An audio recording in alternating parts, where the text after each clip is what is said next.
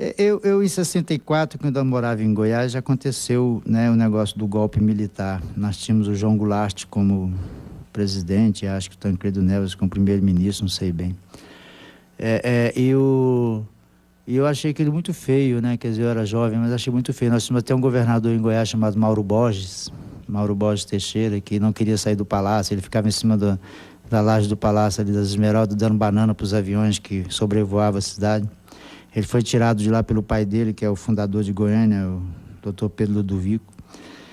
Quando eu fui para o Rio de Janeiro e convivi muito com esse negócio da revolução militar, esse negócio do governo militar, assim, por exemplo, eu falei para você que eu comi em restaurante de estudante e morei em casa de estudante. Nós tivemos, por exemplo, o calabouço ali, onde tem o aeroporto Santos Dumont, ali na frente tinha um calabouço que foi fechado, né, pelos militares, pelo governo militar, não sei se do Médici, acho que foi no governo Médici. E depois nós tivemos que ir para a rua para protestar contra aquilo, para que abrisse um outro restaurante, e foram fechando casas de estudantes, essas coisas todas. Depois, esse foi um contato que eu tive, então, os contatos que eu tive com a revolução, a dita revolução.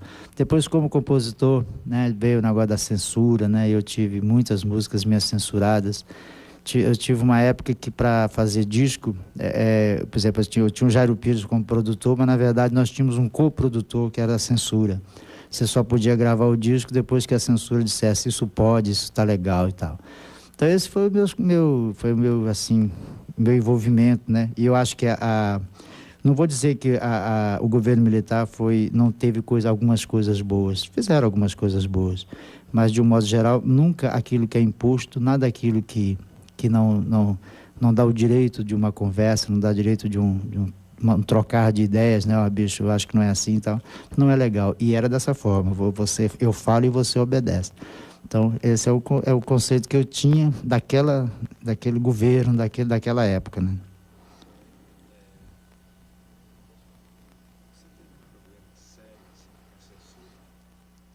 Eu cheguei a ter, porque, como eu disse, a censura, na verdade, eles estavam... Eu cheguei uma época, eles me achavam...